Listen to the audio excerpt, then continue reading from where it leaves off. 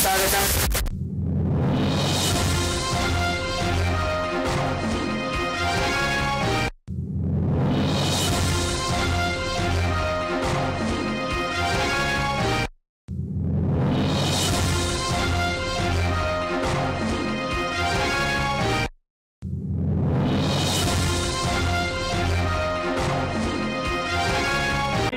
संभवाय नमः। ओम अनग्रहपराय नमः। ओम बुद्धये नमः। ओम अनगाय।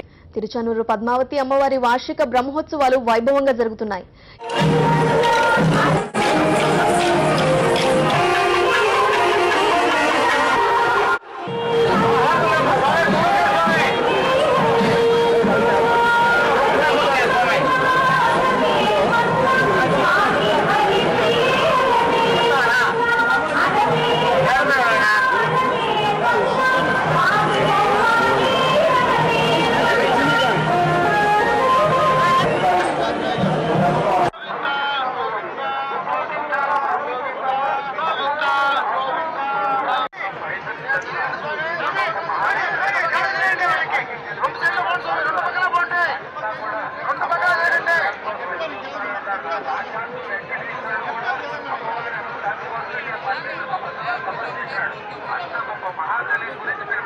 ఇబ్బంది పెడుతున్న మోడీ, ప్రజల్ని ఇబ్బంది పెడుతున్నటువంటి మోడీ, ప్రజల్ని ఇబ్బంది పెడుతున్నటువంటి మోడీ, ప్రజల్ని ఇబ్బంది పెడుతున్నటువంటి మోడీ, ప్రజల్ని ఇబ్బంది పెడుతున్నటువంటి మోడీ, సామాన్య ప్రజల్ని ఇబ్బంది పెడుతున్నటువంటి మోడీ, సామాన్య ప్రజల్ని ఇబ్బంది పెడుతున్నటువంటి మోడీ, సామాన్య ప్రజల్ని ఇబ్బంది పెడుతున్నటువంటి మోడీ, రైతుల్ని ఇబ్బంది పెడుతున్నటువంటి మోడీ, రైతుల్ని ఇబ్బంది పెడుతున్నటువంటి మోడీ, రైతుల్ని ఇబ్బంది పెడుతున్నటువంటి మోడీ. పరిస్థితులు రాబోతున్నాయి.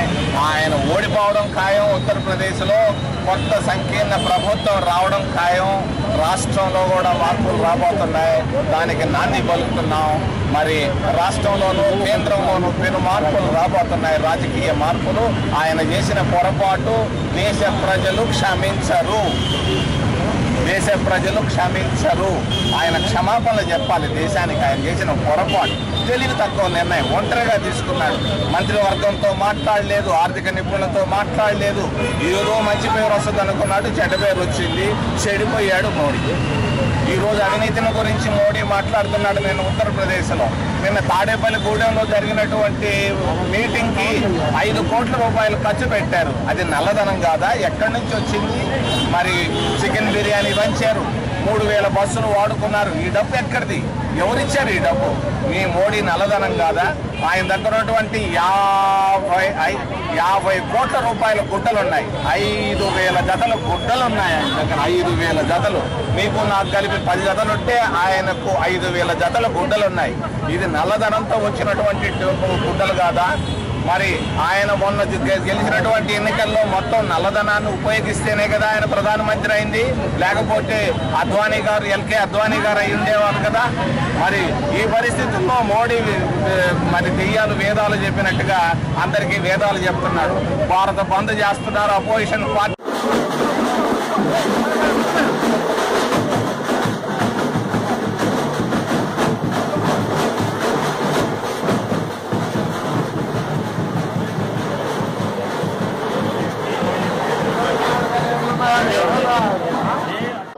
తిరుపతిలో వైఎస్ఆర్సీపీ నేత భూమన కరుణాకర్ రెడ్డి మీడియాతో మాట్లాడుతున్నారు. వీళ్ళిద్దరూ ప్రచారాలు చేసుకుంటా ఉన్నారు.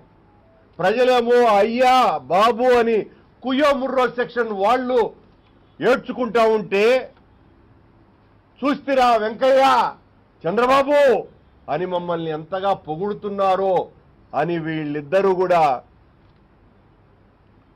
మొత్తం ప్రసార మాధ్యమాలు ప్రజలందరూ సమక్షంలో సన్మానాలు చేయించుకునేటువంటి కార్యక్రమాలు చేస్తున్నారు.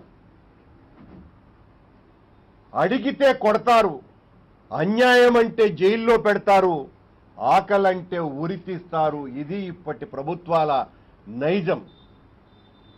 మీ సంకల్పం చాలా గొప్పది. ఈ దేశంలో నల్లధనాన్ని పెకలించి వేయాలా అన్నటువంటి ఆలోచన ఓ యజ్ఞమే. దాన్ని మేము మనస్ఫూర్తిగా ఆహ్వానించినాం. ఓ రాజకీయ పక్షంగా కాకుండా ప్రజలకు అండా దండగా వెన్ను దన్నుగా నిలబడేటువంటి వైఎస్ఆర్ కాంగ్రెస్ పార్టీ నరేంద్ర మోడీ గారు ఈ నల్లధనాన్ని వెలికి తీసేటువంటి కార్యక్రమంలో భాగంగా 8వ తారీఖున చేసినటువంటి ప్రకటనకు మనస్ఫూర్తిగా స్వాగతం పలికింది. అన్నీ తెలిసే, అన్నీ చూసే, అన్నీ సశాస్త్రీయంగానే చేసి ఉంటుంది ఈ ప్రకటన అని మేము భావించినాం. కానీ ఆ తరువాతనే అసలు సమస్యలు ప్రారంభమైనాయి. దేశమంతా గగ్గోలు పడిపోయింది. 2 రోజుల తర్వాత కేంద్ర ప్రభుత్వం ఈ దేశంలో నల్ల కుబేరులంతా కూడా నిద్రలు లేకుండా గజగజ వణికి చస్తున్నారు. సామాన్య మంది మరణించటాన్ని కాంచాం. తమ పిల్లలకు పెళ్లిళ్లు చెయ్యాల మొర్రోనని పెడబొబ్బలు పెట్టి ఏడ్చేటువంటి తల్లిదండ్రుల ఆక్రందనని కళ్ళారా చూడటం జరిగింది.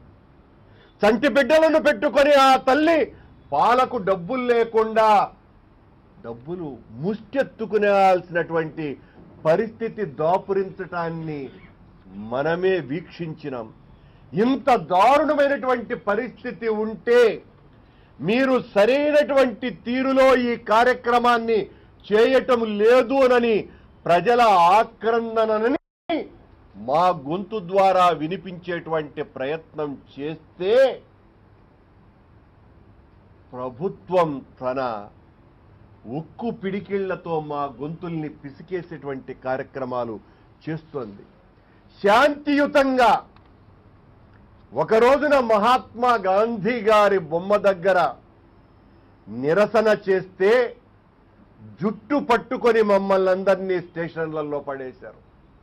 ఈ రోజున రాజ్యాంగ నిర్మాత విరాట్ స్వరూపుడు అయినటువంటి మహానుభావుడు అంబేద్కర్ విగ్రహం దగ్గర అత్యంత శాంతియుతంగా మూగ గొంతుకలతో నిరసన చేస్తున్నటువంటి మమ్మల్ని అకారణంగా అన్యాయంగా మా మహిళలందరినీ కూడా కాళ్లతో తొక్కి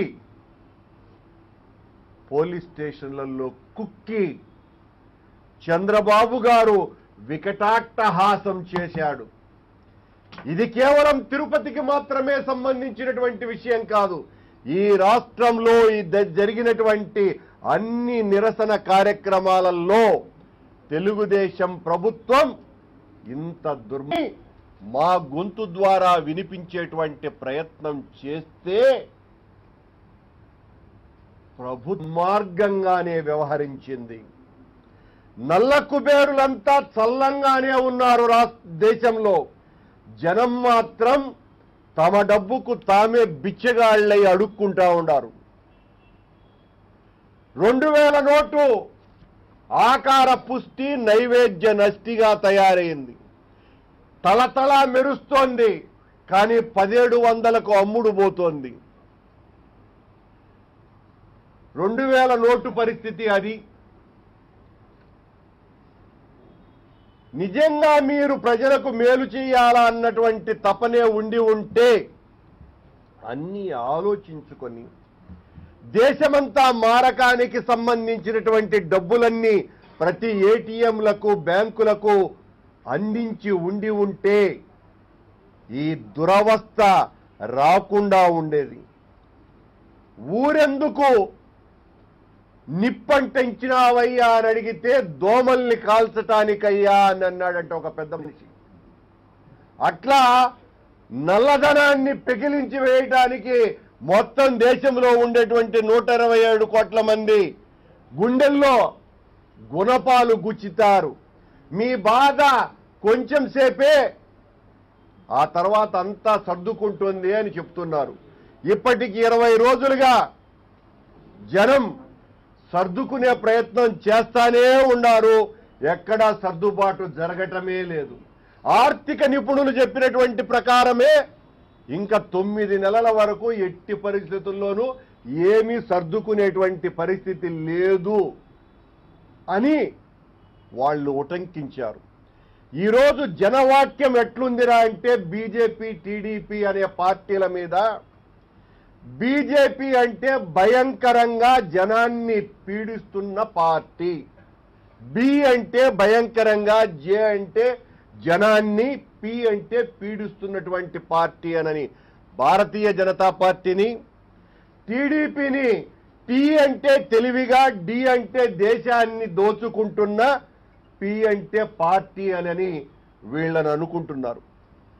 చంద్రబాబు నాయుడు గారికి ముందే లీకులు అందించటంతో ఈ లీక్ అందుకున్న వీరుడు, ఈ లీకు వీరుడు, గ్రీకు వీరుడు కాదు సుమా, ఈ లీకు వీరుడు తన దగ్గరున్నటువంటి 1,00,000 కోట్ల రూపాయల డబ్బుల్ని ఈ 3 నెలలుగా పూర్తిగా తలతలలాడే తెల్లధనంగా మార్చేసుకొని మోడీ గారికి నేనే సలహా ఇచ్చినా అని ప్రకటించినాడు మొదటి రోజున. అందుకే 1000 రూపాయల నోటు రద్దు చేసినారు అని.